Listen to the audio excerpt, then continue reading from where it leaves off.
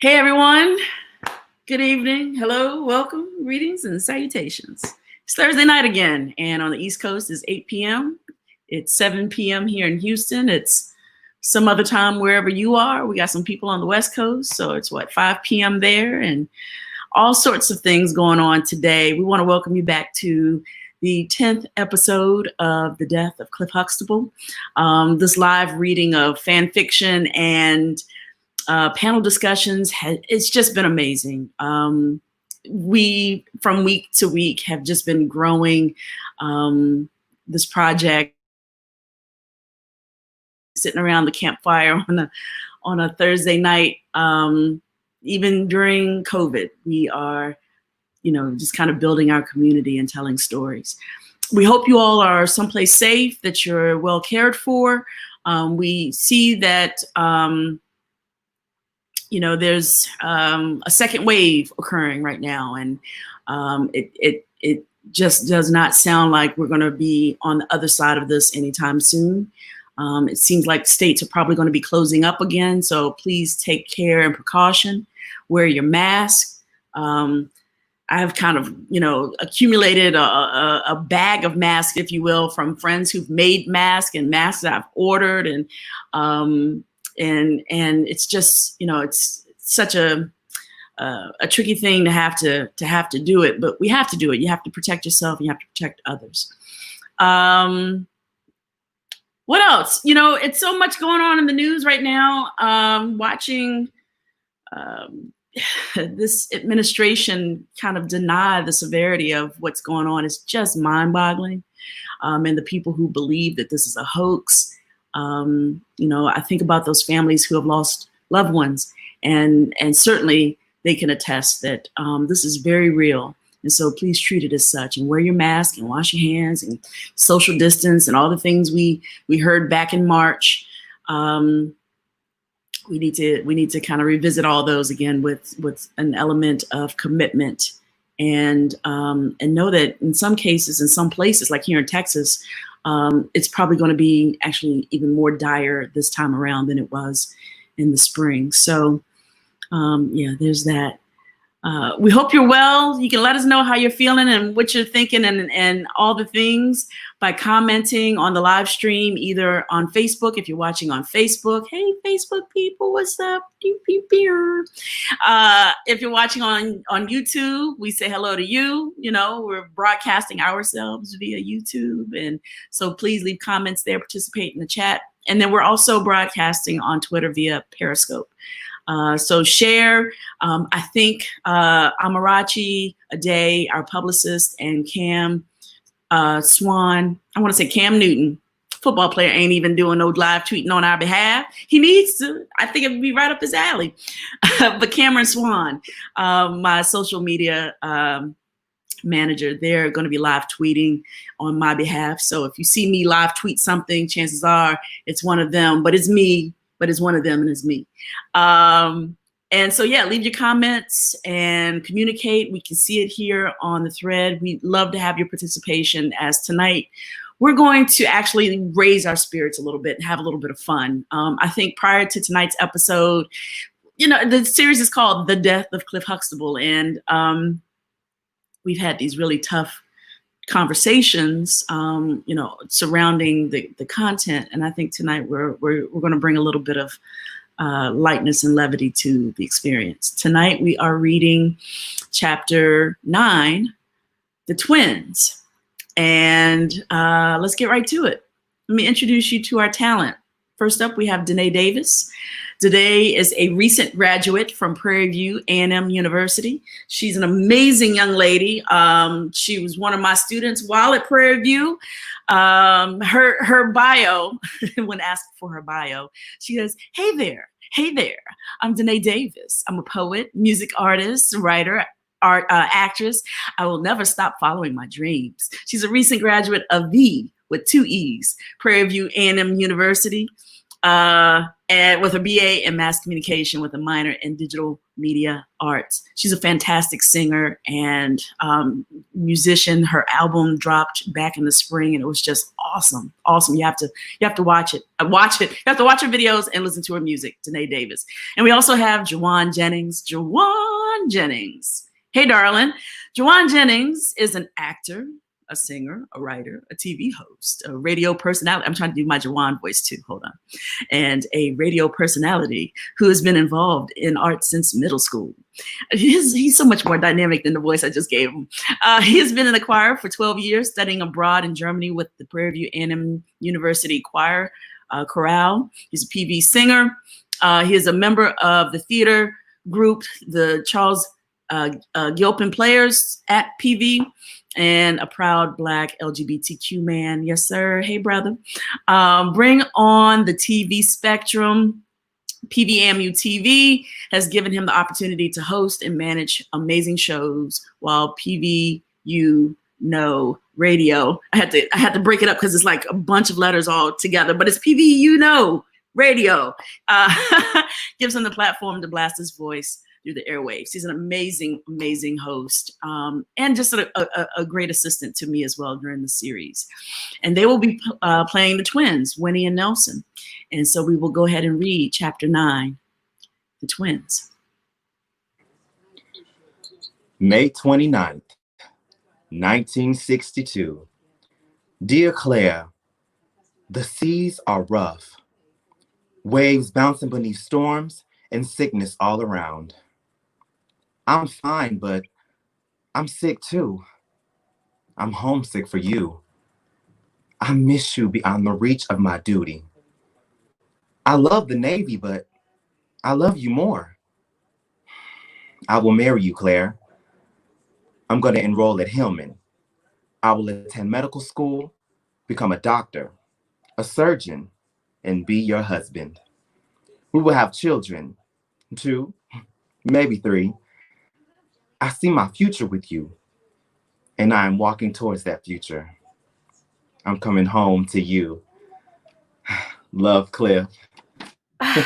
Wow. Are all these letters from Grandpa to Grandma?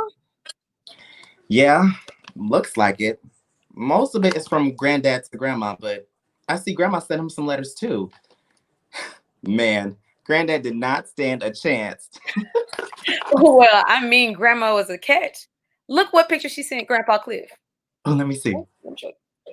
You see it? Oh, okay. That's not how grandmas are supposed to look. Yikes. Man, he did not stand a chance. But what does her letter say? Let me see. All right. June 30th, 1962. Dear Heathcliff, days pass slowly waiting for you to come home. I want to be excited that you will be attending Hillman, but for a sweet afternoon and a stroll by the lake near the church, I want you to myself.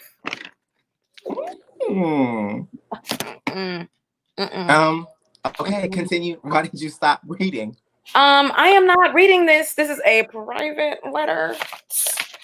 Winnie, they're all private letters. Just read them, girl.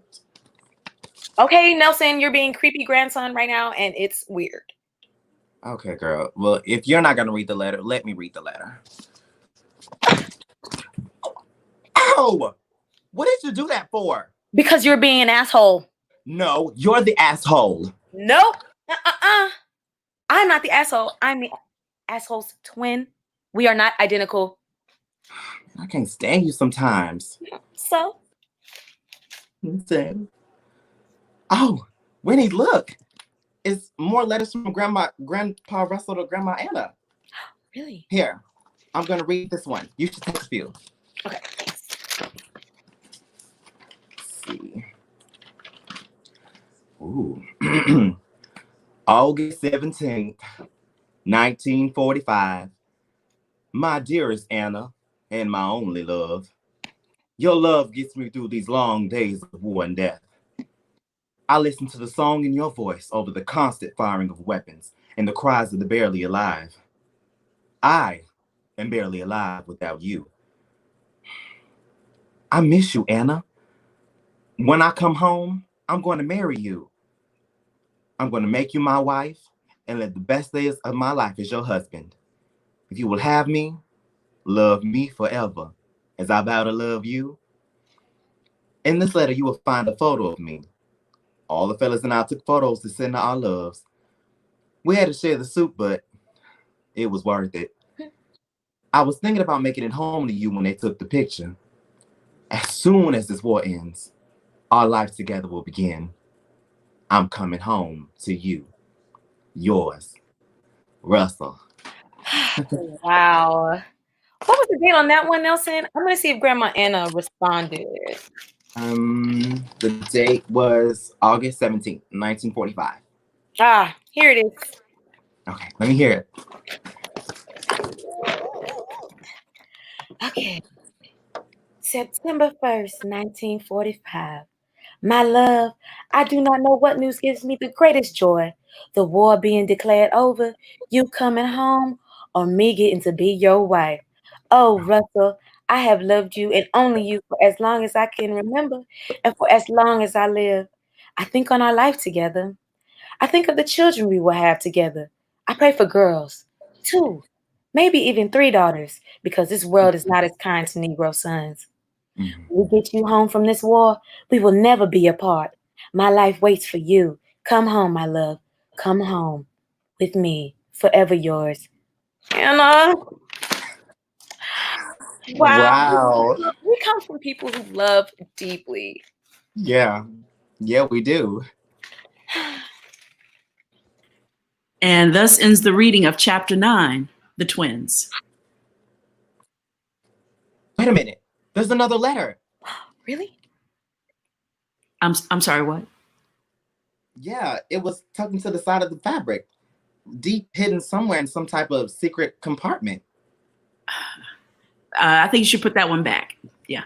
And thus ends the reading of chapter 9, The Twins. No, we gonna read this letter here. Who was it from?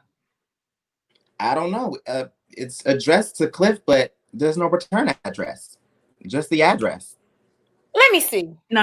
I don't think you should read that one. I think you should put that one back. And why not? Because it was hidden. It was hidden. Clearly, it's not a letter your grandfather wanted anyone to read.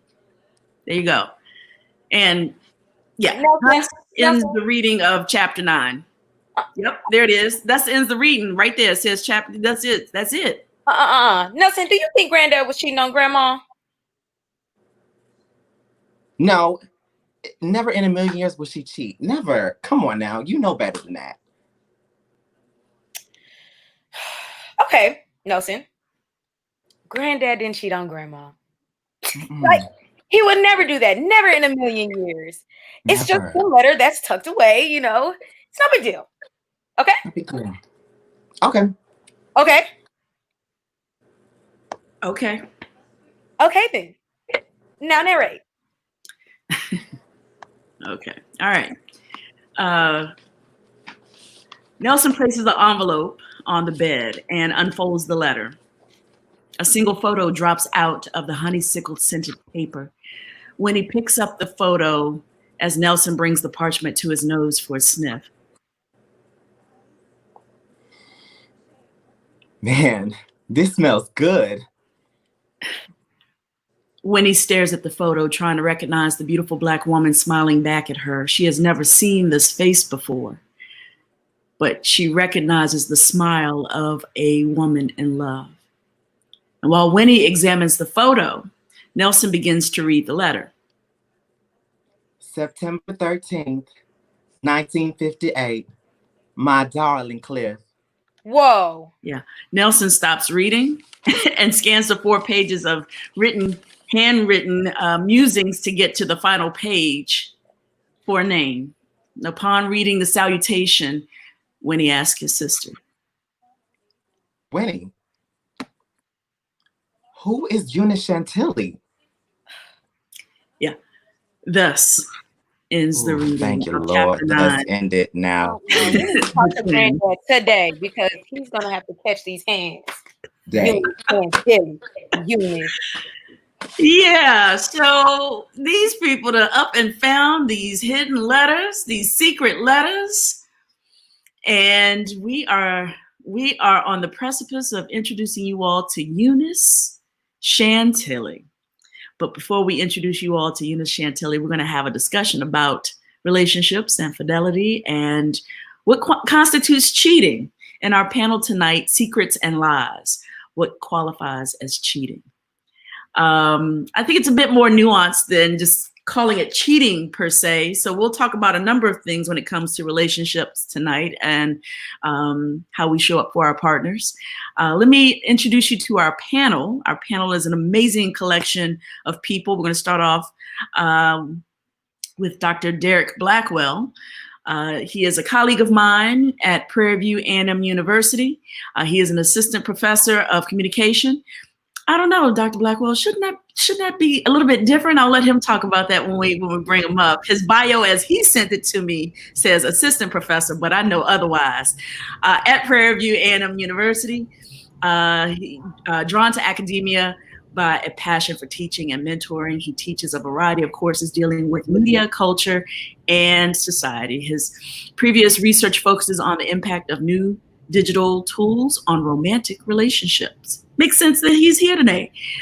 He has written on a number of topics in this area, from the design of online dating websites to depictions of digital romance and popular media, to the way new technologies impact understandings of infidelity.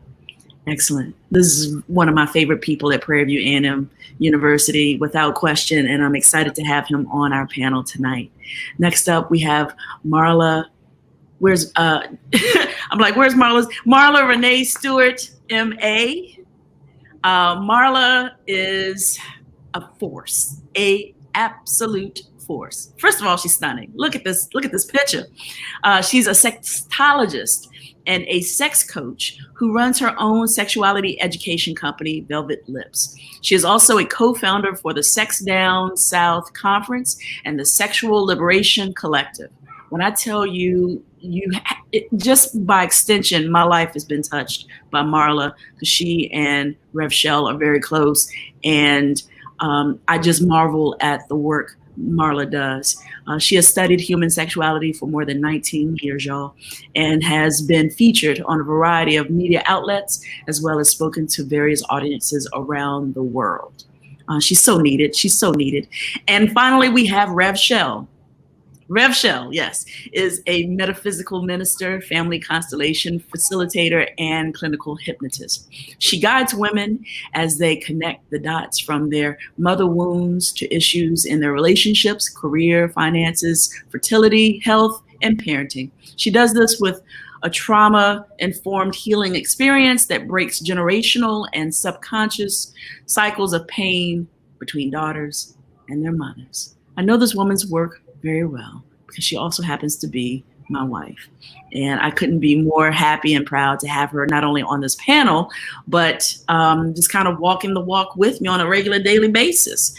And so thus ends the reading of these people's good bios and into the panel discussion. Hey, y'all. Hey. How's everyone feeling this evening? Good. Pretty good. Yeah. Staying safe, staying socially distant, quarantine. How are you all managing the pandemic? Doing the things you said, staying in, wearing masks, trying to find ways to stay busy. Yeah. Yep, Yeah. Same. Staying inside. Now, Marla, you're in Florida right now, right? Yes, I am in Fort Lauderdale. Correct. Wow. And so you're in a region that was among the first areas to test out the waters, pun intended, With the opening of the reopening and whatnot. How did that impact you where you are? Well, it didn't necessarily impact me too much, because I stayed inside. But there are, people were constantly out and about, and, but I have been social distancing, keeping my space, staying inside, and just sort of waiting waiting it out to when it'll be safe. So Yeah. yeah. Dr. Blackwell, how about yourself? I mean, what sort of activities or ways to keep yourself, engaged in the world and teaching and all the things during this COVID time? So I'm teaching a summer class right now that's wrapping up next week. I have a 4-year-old, so that's always entertaining and busy. I bought an Xbox, so I'm playing video games, finding things to do inside that can keep me busy and sane in ways that I can. Trying to read and stuff like that as well. Yeah.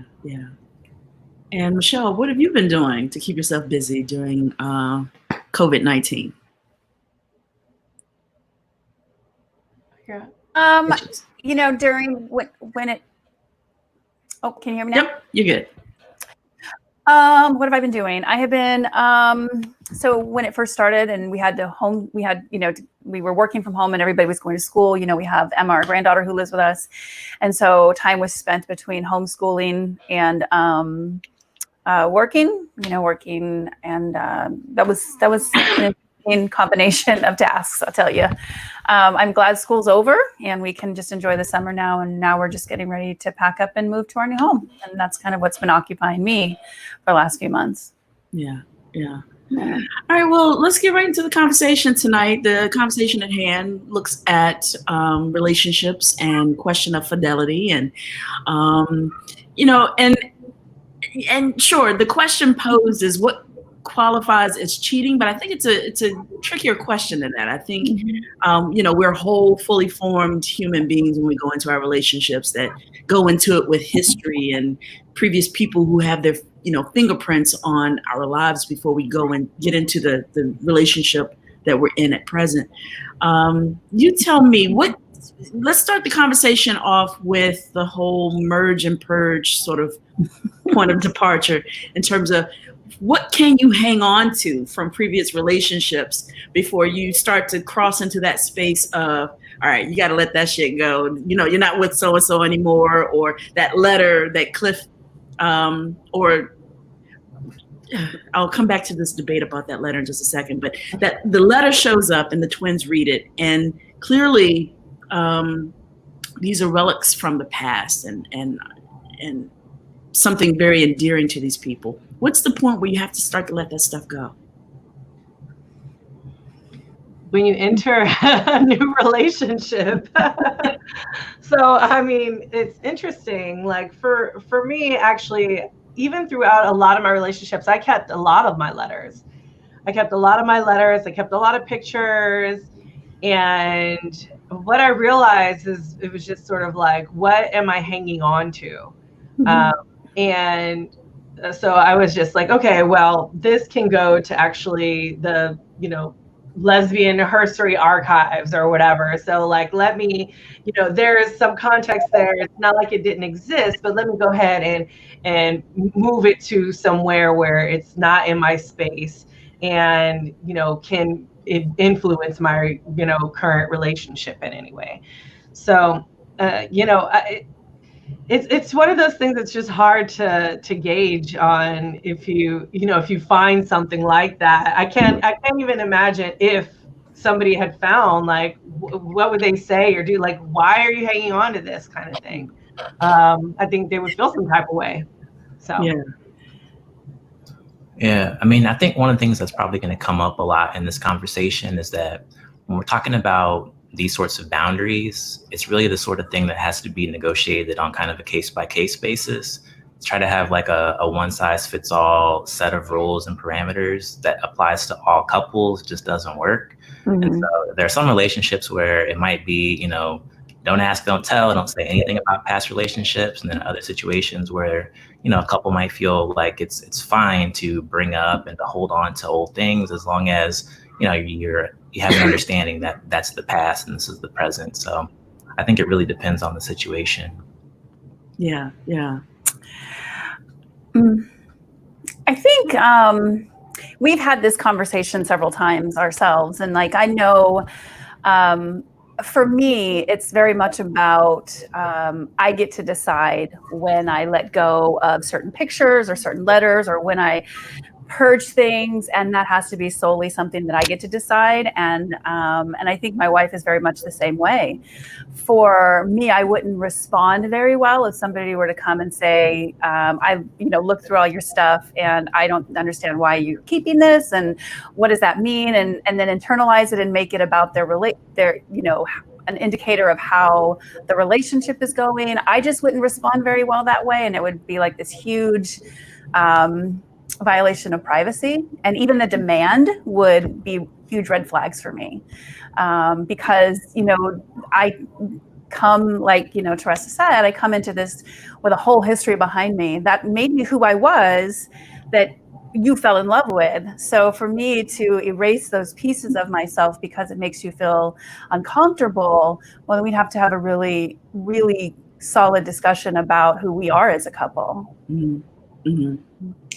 So in the story, in the reading tonight, the twins found this letter, right? And it seemed like, and in my writing, I left it up for interpretation. I see there's already one comment in the viewer comments. Was it open or unopened?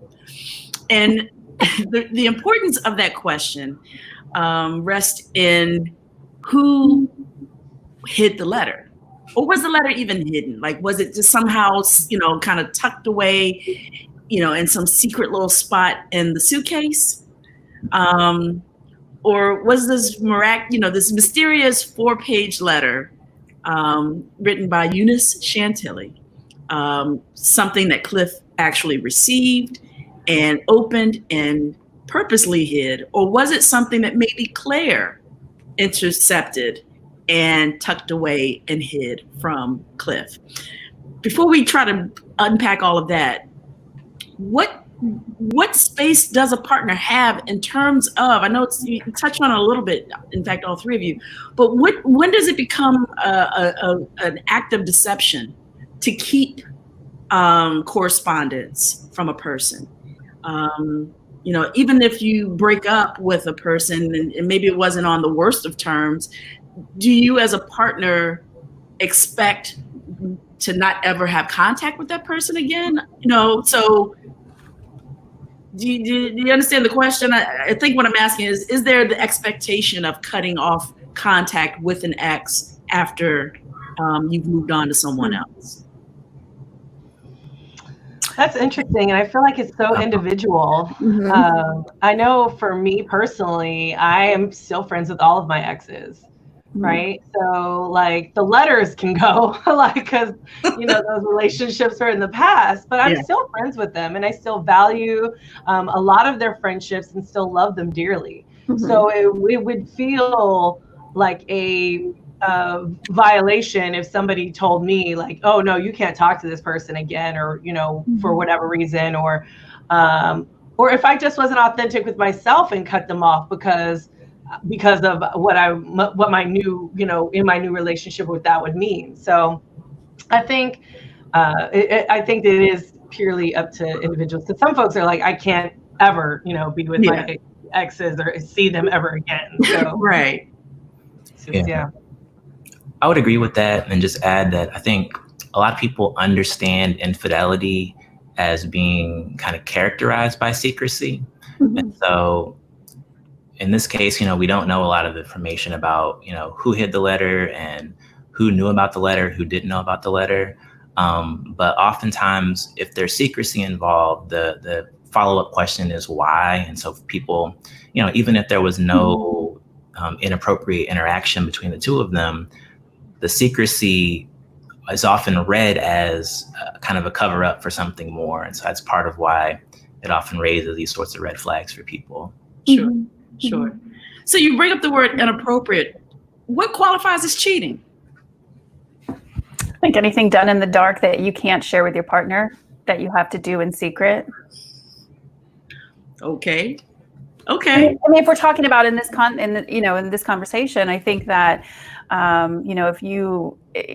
there's lots of ways that you can cheat. You can cheat emotionally, you can cheat with time, you can cheat, with actual physical contact. There's lots of ways, but I think if you can't have a conversation or you're hiding something from your partner, then it's venturing into that that lane of what you can call cheating. Yeah. I mean, in my own work, one of the things that comes up is this idea that because the boundaries are different for every couple, challenge often comes in the ways that people usually bring some sort of idea in their own mind as to what infidelity is, and often don't articulate that until there's a perceived violation. So it's, you know, in my mind and in my heart, I know what cheating is, and I assume that you think the same thing I think. But then if you do something that I don't like, then we have the conversation. But by that point, it's often kind of too late to have because somebody's been hurt. So it's really about negotiating the boundaries so that they're clear, to avoid the sorts of conflicts that come out of it. But oftentimes people don't really do that until, like I said, something goes wrong. Right. Yeah. So go ahead, Michelle. I was going to say, you know, there's a third option for this letter that maybe Claire and Cliff decided together that they would just stuff it away and it would just be there. And neither one had to get rid of it, or neither one hid it, or, you know, didn't open any of the possible scenarios. I don't think that we've talked about that. Maybe they could have decided together that they just put it in there. Sure. Not gone, just tucked away. Well, let's talk about Eunice Chantilly a little bit then. If you remember the show when it aired, tell me what was your impression among the three of you? What was your impression of Eunice Chantilly? Who was she to Cliff and to Claire, for that matter?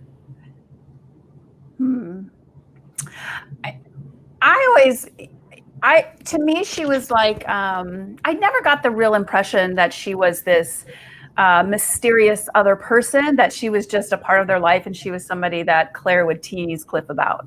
And it wasn't this big thing that, you know, was wedged between them, but just something that they would just banter back and forth about. That was how I saw it. I was a little bit younger when I was seeing these episodes kind of growing up. And so I don't know that I fully connected the dots to her as being a recurrent character. So like the one episode I remember is the bracelet barrette episode. And so part of what I really liked about the book and the way you've written it is to build that character out in the ways that you did.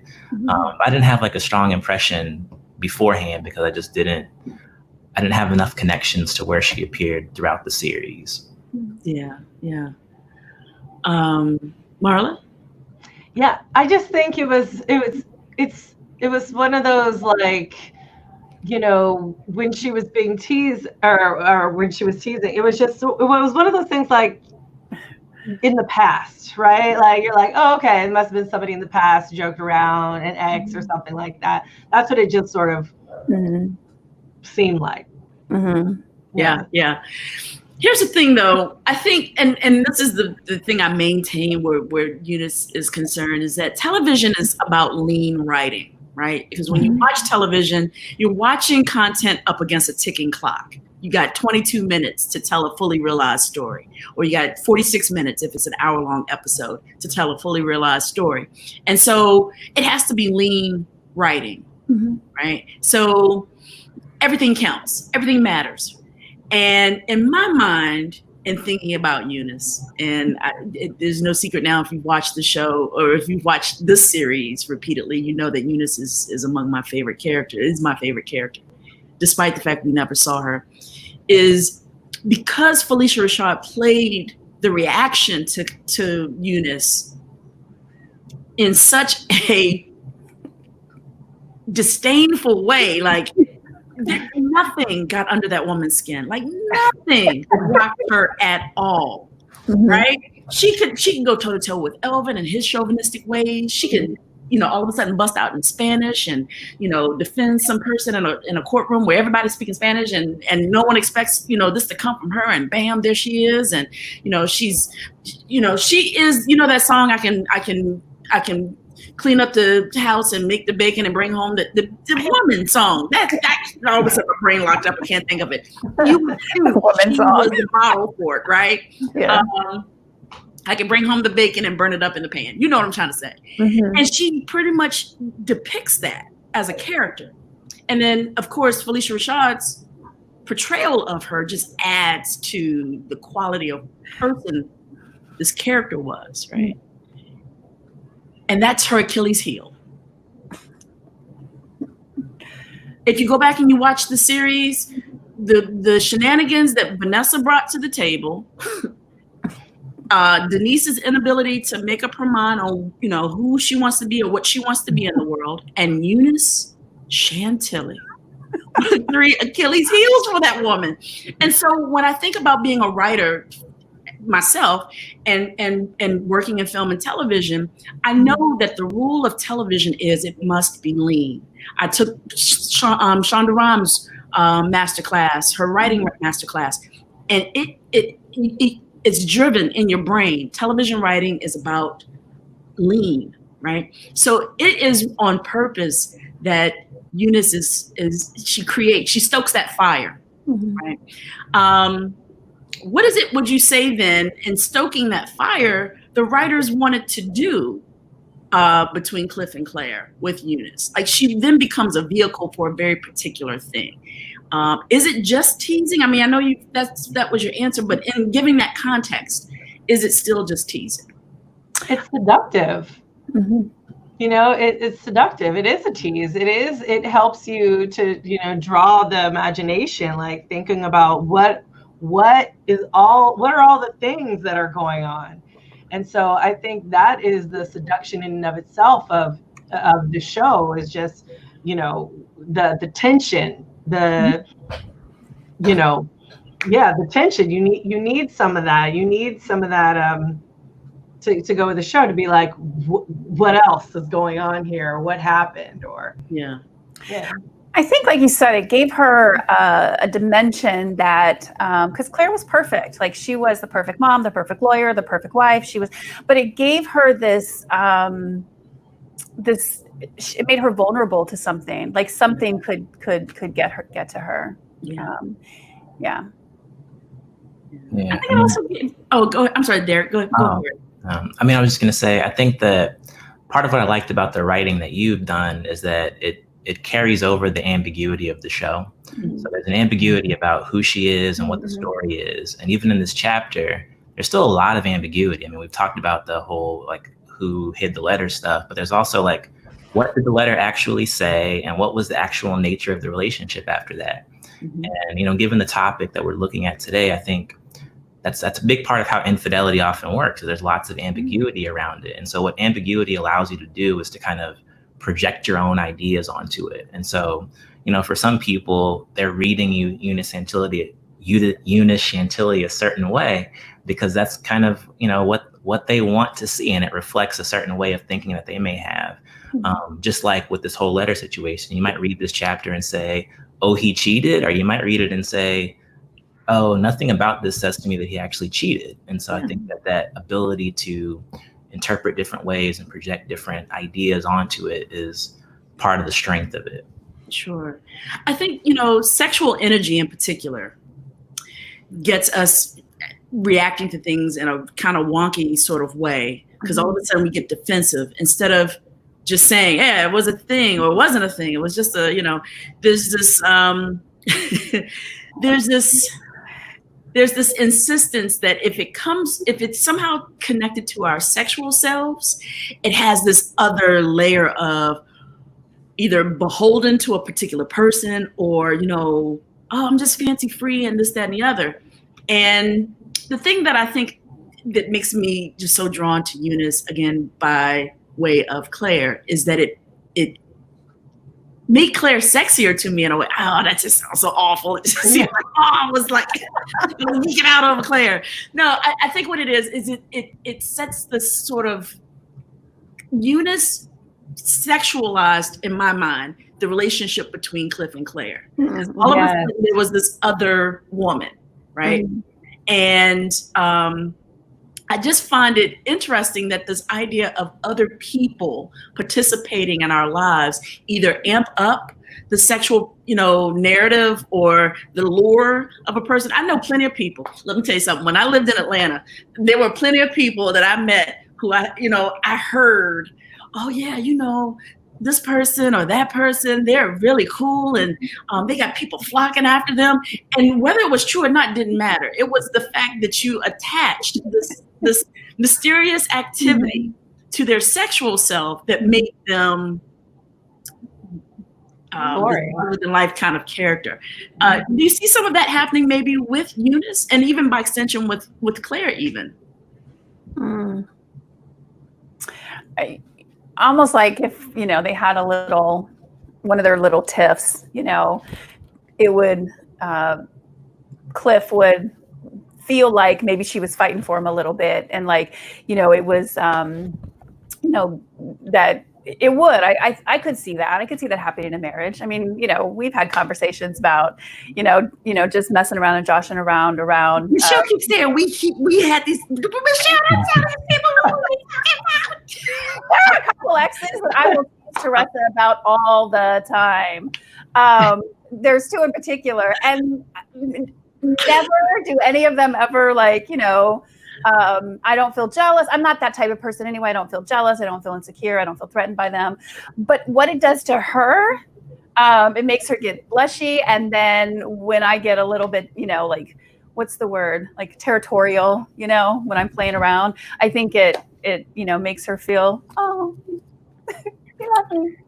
In that, silly, friendly, loving kind of way. Yeah. And I think we saw that banter between Cliff and Claire happen very naturally between Bill Cosby and Felicia Rashad whenever the Eunice Chantilly character was brought up.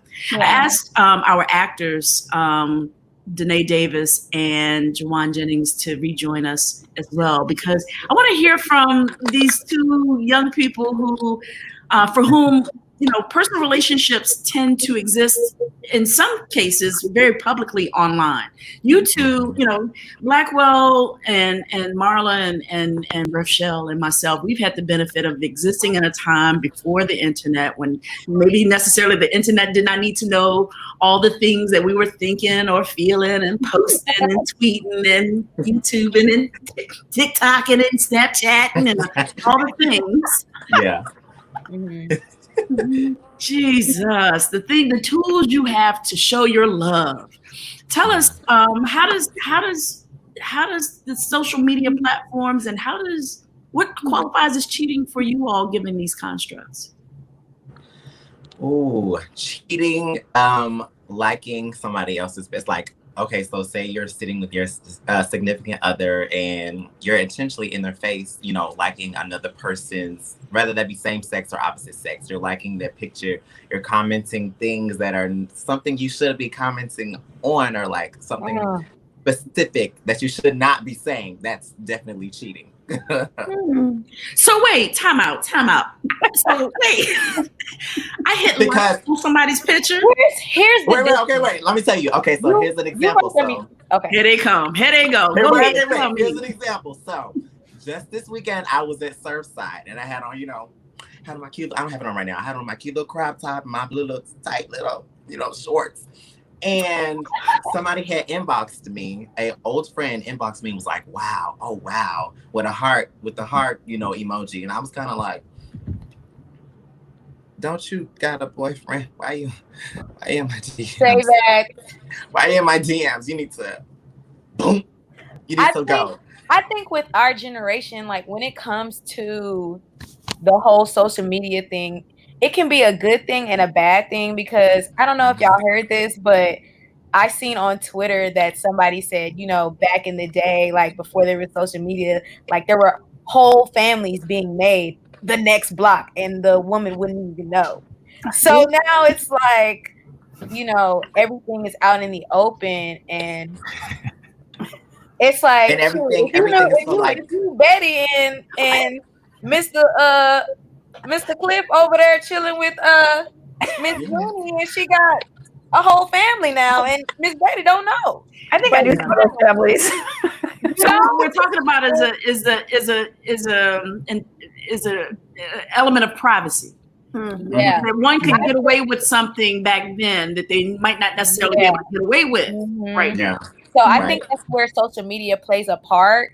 Can it be the most at times? Yes, but there is levels to social media and relationships, because like, for instance, you know, Instagram is made for liking photos and things like that.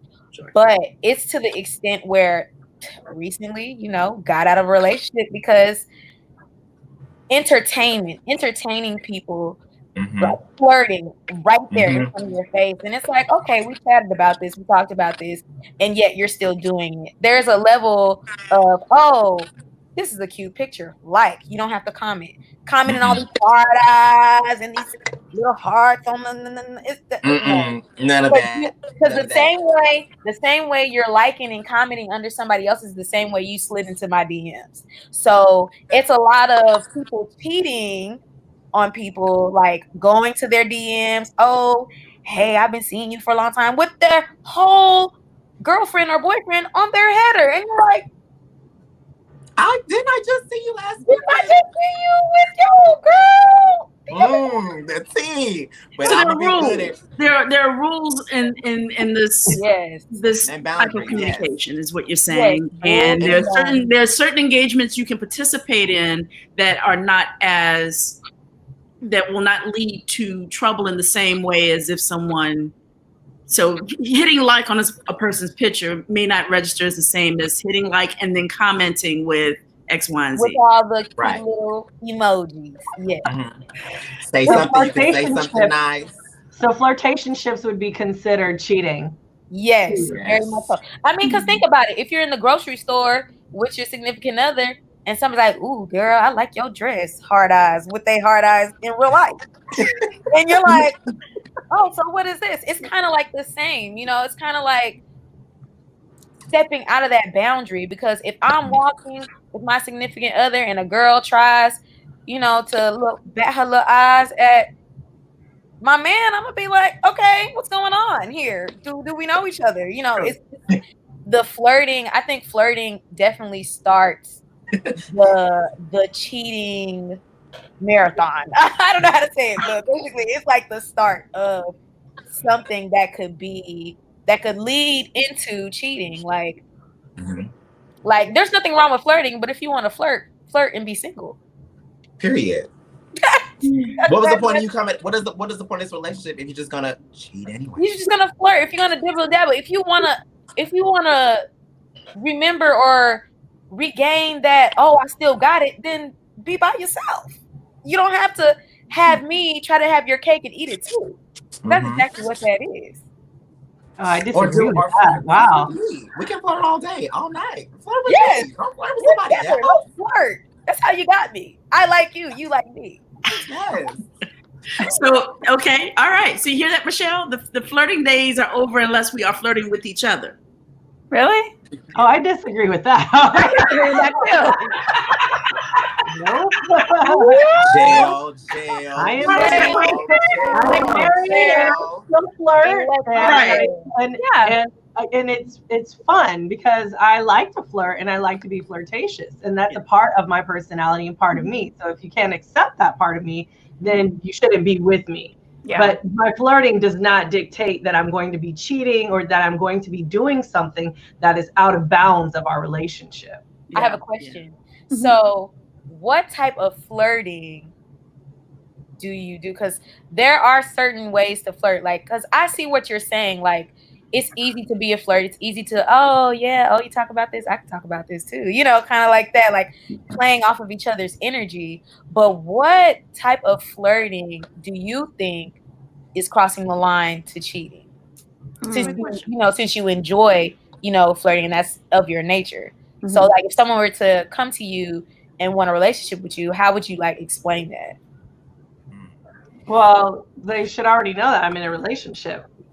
Period. So, I mean, if I'm flirting with you, I'm flirting. If they were like, oh, I want to pursue you, I'd be like, oh, well, that's actually not, we can't do that. Like, I'm not, I'm a one person relationship person. So, but it doesn't mean I don't like to flirt. And I love flirting. And I think it's very fun. And my wife is very supportive of, when I'm like, I want to go and flirt, like, Okay, so I have a question.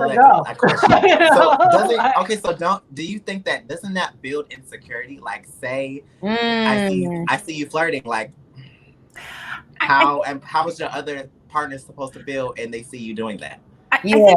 I think the big, if I can answer this, the big part of it is to have these negotiations at the start of your relationship and really understand who it is you're in relationship with. I've known Marla for a long time, and I would be really, really surprised if she did not show up in all of who she was all the time. And I mean, she teaches flirting. Like, that's one of the things that she teaches. And it's just who she is. I myself am a flirt, and if I go out, you know, my wife and I've had these conversations. I'm not going to flirt with somebody to the point where, you know, they're thinking that it's going to go any further than maybe a smile or a wink or a, you know, thanks for the drink.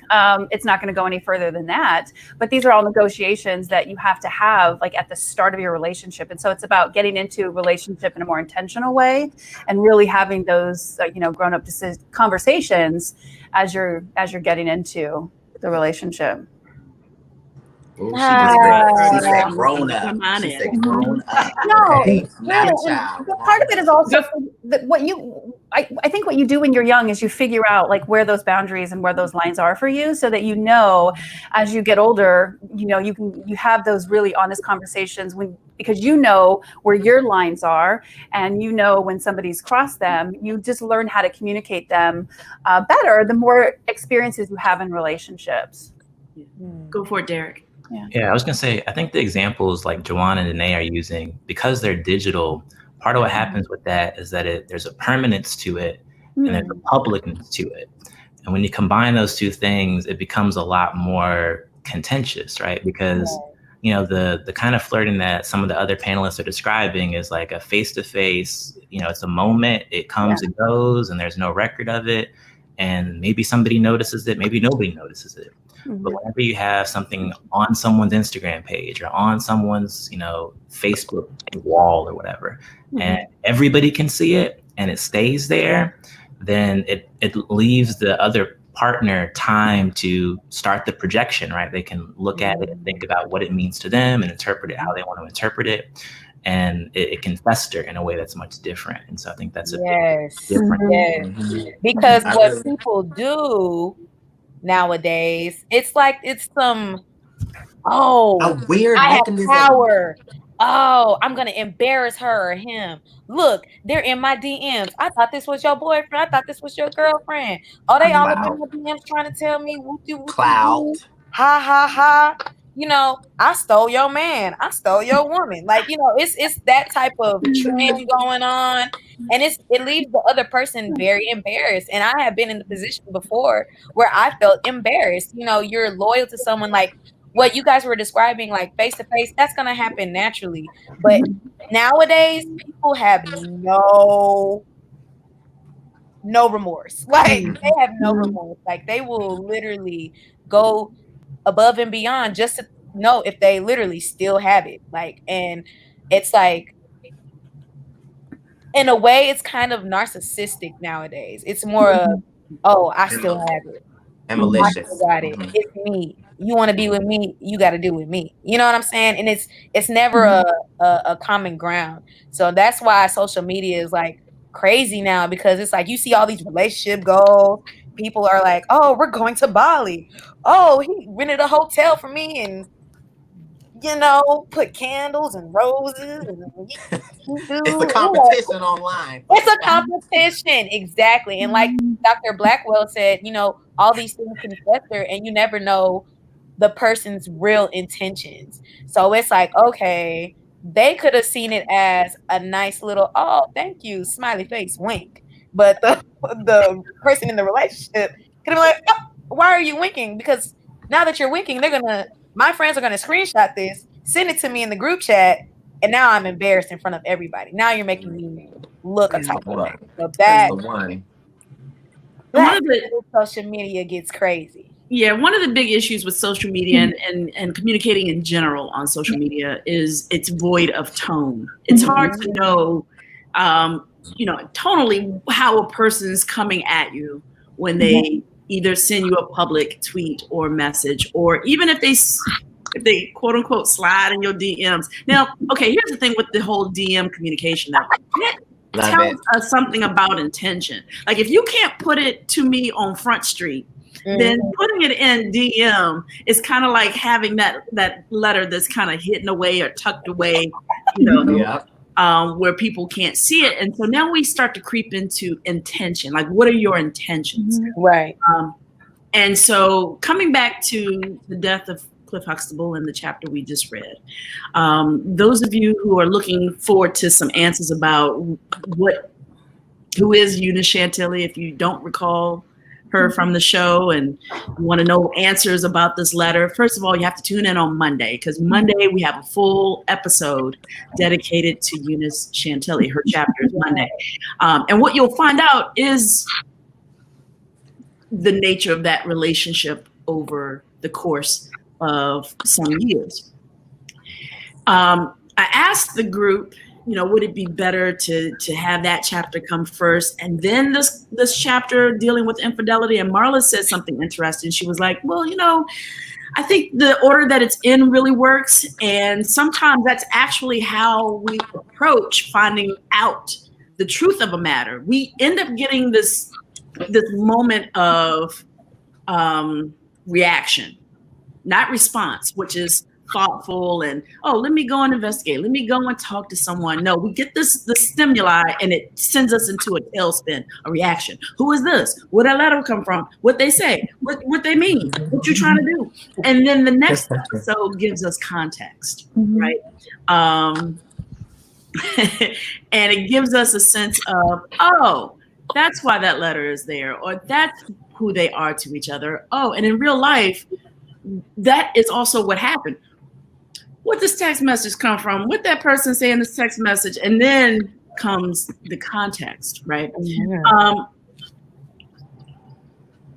How much grace can we give people when it comes to social media or their engagement with other folks for finding out the details first, as opposed to jumping out like Denee and JeJuan have said, you know, it being this wild reaction? Can some of the infidelity feeling or the insecure feeling come more from communication, thorough, get off social media, even communication with one another?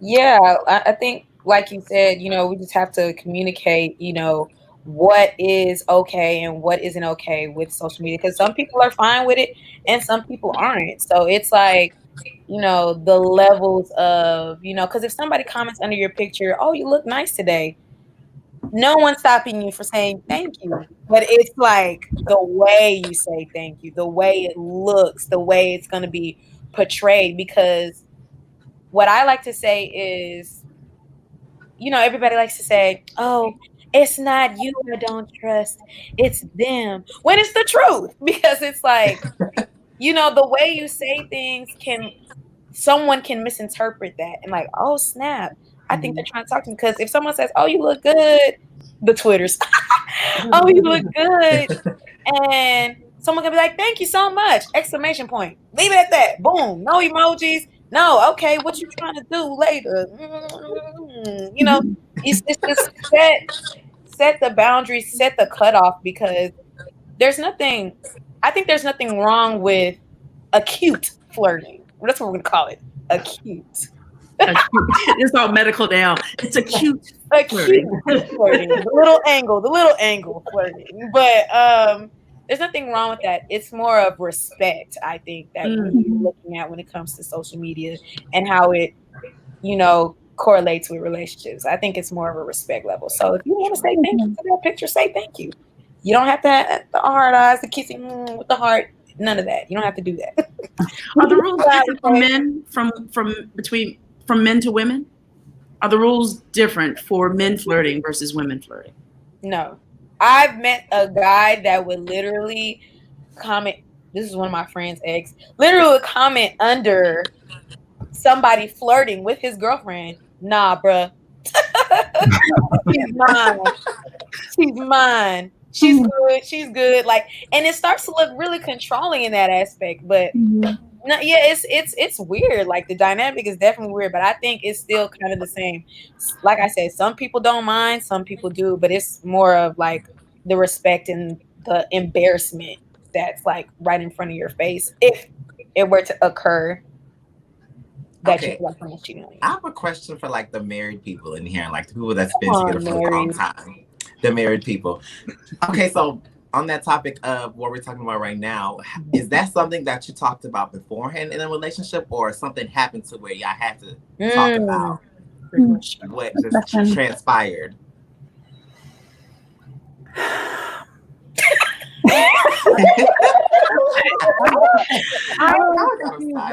Come on, cricket. What do you mean? Like, what is infidelity, Like, or what? No, not infidelity. The flirtation Mhm. is like when we're talking about the boundaries. Is that something when you got in a relationship that you talked about, or is that something where is it an instance where something happened to where y'all had to talk about it? So it's one that's addressed before and it's one that's addressed after. Right. Yeah, I think for me personally, you know, I had been in previous relationships where people, you know, felt some type of way. Like, I don't want to sound like, however I'm going to sound, I just don't want to sound like that. But I've been popular my whole life, my whole entire life since I was a kid. And because of that, some people, when I got into relationships with them, would be really, could be jealous. They could experience all these things. And I've had, you know, people who have been controlling. And so for me, as I got older, I had to basically enter relationships as in, hey, I'm a really popular person. No matter where I go, what I do, I attract people. I don't know what it is, but people are attracted to me. So I'm very popular. And then number two, I like to flirt. So if you have a problem with me flirting and you have a problem with me being popular, then we're not going to work out. Sure. And so I think saying that ahead of time, but again, I had to go through, you know, a few relationships to understand like, hey, this is something that's a part of me and it's not going away. So I have to enter into this relationship saying, this is all of me, you know, take it or leave it. And, you know, and it is what it is. So trial and error. Got it. Yeah. I think Teresa and I had some very specific conversations about how I showed up in relationships and how she showed up in relationships. So we had to figure out if that was workable for us. So yeah, we have to have those but we only knew that because we had been through stuff like Marla, you know, I'd been through relationships that were really controlling, and I just was not about to visit that again, ever. And so it becomes that line for you. Yeah. And we'll probably talk a little bit more about that conversation in tomorrow's episode, the specific conversation I had with Teresa about how I show up in relationships and what constitutes a relationship for me. Yeah.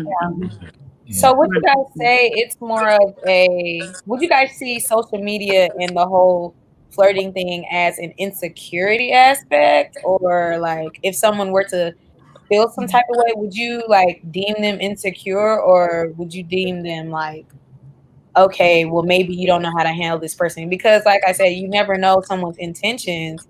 Like, and a lot of people nowadays, like I said, the narcissism is strong nowadays, and it's very like manipulative nowadays as well. It's like, oh, I didn't mean, it's just like Papa was a Rolling Stone. It's literally on national media now. So it's like, dang, like you're always watching your back, or you're like always making sure, like lurking, like all of that. It's crazy. So it's like, how do you know when to like break that off so you won't seem controlling and you won't like seem pestering to your partner? Like, how would you go about that? I think it's just a product of like the technology itself. I mean, the same way that we like check our feed and check our messages all day long, there's a certain quality to the technology that kind of promotes that sort of behavior. And so like I did my whole dissertation about like the ways people use technology in relationships and the ways that it creates some of these kinds of issues you're describing. And one of the big things I found is like how much surveillance that people engage in of their partner through social media and through all these platforms. And sometimes it's the kind of thing that becomes like a self-fulfilling prophecy. Like you check stuff and you become so obsessive about checking things that you can find what you're looking for, right? So you're already suspicious about checking consistently, then you can put anything together to create like whatever narrative you want to create. I think part of what's different about this chapter is that they find this letter that's like a lengthy letter, right? It's not a flirt. It's not a little heart emoji. It's a substantive. Right. And part of what's different about like real infidelity cases today is that oftentimes what's discovered is not just one letter by itself. It's a whole chain of back and forth. So it's not just I read a letter that somebody sent to Cliff, but I also get to read what Cliff said back, right? That changes everything, because suddenly I'm able to like witness the interaction between my partner and some other person. And so it becomes very hard for people to forgive or excuse that sort of stuff, because it's like, it's almost like being a fly on the wall and just watching the whole thing play out, which is very different than, I found a letter that somebody sent him, and when I ask him about it, he says, it's nothing, right? So that's kind of I think one of the significant changes between the old and the new. So like if Cliff was in this era, it would have been potentially a very different kind of story. Yeah. And by design, that's why I have two younger generation people find the letter that was a relic of an older form of relationship communication. And that, part of the reason why I still have, pretty much every single letter I've ever received from anyone, personal letters, not like bills and all that kind of stuff. All that stuff can go in the trash away. I pride myself with still having pretty much every letter or note that a friend has given me, or when I was in college, cards or letters my family or friends or whomever sent me, because they are kind of like time capsules in a sense. In the same way that I keep a journal. These letters kind of remind me of they're touchstones to where I was at a different time in my life and what I was doing. And Michelle, she likens them to like 8-track tapes, though. She's like, you still got these 8-track tapes in here? And it's like, I think he does have some 8-track tapes, y'all. But she would never throw away my journals. No, right? She would never. So there are things that feel like they pass you can keep this test. Not to say that in my actual relationship with Michelle, would she say I need to get rid of anything? That's just not the nature of who we are. But some things pass that's a safe thing, that journal or, that mixtape that somehow you still have for whatever reason. But heaven forbid you find a letter that muses eloquently about days long ago. We're about at the time where I should be asking my guest the question of, who is your favorite Huxtable? And if different, which Huxtable are you most like? So we'll start at the top and work our way clockwise. So we'll start with Derek. All right. So favorite Huxtable would be Cliff. I just thought he was funny then, and still I think the most like humor I find in the show tends to come from him. I thought he was just kind of like a cool older man.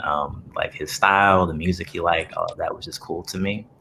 In terms of who I'm most like, it was a challenge for me, but I think what I would say, not the whole of this person, but a small aspect of, is Theo. And the aspect of Theo that I kind of connect with and identify with is sort of his like transformed views of education. So like, when he's younger, he doesn't really like school and he's kind of anti-school in some ways. And then by the time he becomes older, he's, on the road to being a teacher and an educator. And I think that I had sort of a similar journey in that way. I actually had a conversation that, there were differences, but the regular people conversation that Theo has with his dad, something kind of like what I had with my stepdad around, I didn't really want to go to college when I was in high school. And now I'm a college professor. And so I think that part of Theo is something that I connect with. Yeah. Marla?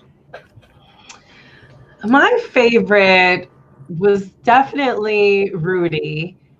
And I believe she was my favorite because we were the same age. Like, we were around the same age. It was just sort of growing up with her. And I think that's just how I related to her. And then I would say the Huxtable that I'm most like would definitely be Claire. How I really define myself in my personal and professional life, I think are very, very similar. So yeah. Awesome. Michelle? So my favorite Huxtable was Cliff. I grew up without a dad, so he was, I love the Cosbys and I probably watched every single episode, but he was the father that I kind of always wanted. And he was funny and he was engaging and he was caring and he was nurturing. And, I didn't have any of those things. So I connected with that part of him. My favorite, or who I'm most like, is actually not a Huxtable, but one of the friends. I was Peter, and I was the kid that would just kind of come and hang around and try to be part of your family if you were in the neighborhood. So I most relate to Peter. The airplane episode where the kids were riding Cliff's knee. Where they had to hold their arms out. Michelle references that episode and that imagery, and then we start laughing all over again because I can then see her as little Peter kind of. Well, I remember when that episode came out, I was at a friend of mine, is my friend Tanisha, and she lived across the street from the middle school we ended up attending, but we had just got done like climbing trees or something for the day, and we went to her house and we were eating spaghetti and we were drinking Coca-Cola. And when that episode came on, I laughed so hard that I snorted Coca-Cola and spaghetti out of my nose. I could not stop laughing with Peter trying to hang on for his dear life. That's awesome. And I was like, I'm completely Peter. Yeah. Yeah. Renee? This is a toughie. I would say my favorite, of course, is Denise Huxtable. I just love how Lisa Bonet played her character. Such a free, I'm a rock star, I'm a rebel, I'm just trying to find my way in life, but still, kind of be myself. But the one I will say that I'm most like is Vanessa. As crazy as that sounds, I think I am like Vanessa because I noticed how Vanessa was very self-critical of herself, and it just reminds me of me, and I'm like, oh my gosh, I'm Vanessa every time she has a battle within herself. But she's witty, she's smart, and she's really like, I think Vanessa's cool. But it's a tough decision because I really love Rudy. Rudy's hilarious. I think as a child, I would have been more like Rudy as a child, but being a young adult, I definitely feel Vanessa a lot more. Sure. I think for me, my favorite who I'm like, I would have to, it's actually not a Huxtable. It would have to be Raven Simone's character, Olivia. I just felt like she was. Oh, I said I love Olivia. Yeah, Olivia, I feel like every time she walked on into the screen, like she was just that ray of sunshine, that comedic relief. Every time she walked on the screen, it was just instant, like, girl, what are you doing? And it's just, you burst into laughter. You just knew. She was just that cute little thing. So it would have to be Olivia for me. Awesome. We're getting to the part of the series where we're going to definitely hear from Cliff and Claire in their respective chapters fairly soon. But we're getting to that point in the series where we start answering some questions, right? And the first question we will answer on Monday is who is Eunice Chantilly? And before I get to this, though, I can get to this now since Laura brought it up. Thank you so much, Laura. Monday's episode is Eunice Chantilly. We are going to actually give voice to this dynamic, interesting woman who served more as a phantom for 9 years during that show. Whenever she was mentioned, there evoked this wonderful reaction from both Cliff and Claire. And on Monday, I will be portraying the role of Eunice. I'm very excited to finally participate in the series as a character beyond the narrator. Valicia Tolliver will come back and reprise her role as Claire. Cliff will be portrayed by Daryl Johnson, who you've seen a few times now and absolutely love. I'm getting rave reviews for my selection of Cliff and Claire in the series. And we get to welcome back Jeremy Irwin, who will play Calvin, the cab driver. You will remember Jeremy in an earlier episode as Butch, the grave digger. And so he will be joining us again. And then Monday's discussion after the reading will be the X Factor, different types of relationship structures. And I think this title might be a bit of a misnomer because we're not just talking about previous relationships. We're talking about different types of relationship structures, past, present, and future. And on our panel, we will welcome the return of Marla and Rev Shell. These two ladies who you've met tonight will make a return on Monday and continue the conversation of relationship structures and talking about the different types of relationships there are in the world. And Jeremy will not only be Calvin, the cab driver, he will also be a panelist that evening, as well as Darnell Lamont Walker. You will remember Darnell from the very first episode of this series, having written and performed the foreword. But you know, getting into Monday and then the episodes thereafter, we start to answer some questions that were curious to me, and hopefully, you know, folks will tune in and get those answers for themselves. I want to thank you all for participating in tonight's conversation. I suspect we could talk for hours about the nature of fidelity and infidelity and cheating and what have you. You know, it's a slippery slope we are operating in right now with technology and social media and whatnot, and the availability we have to each other. But I don't know, maybe it could also, you know, be a little bit fun to, in the, you know, distance of a few keystrokes, you can flirt a little bit and harmlessly, you know, engage with other people in the world that way.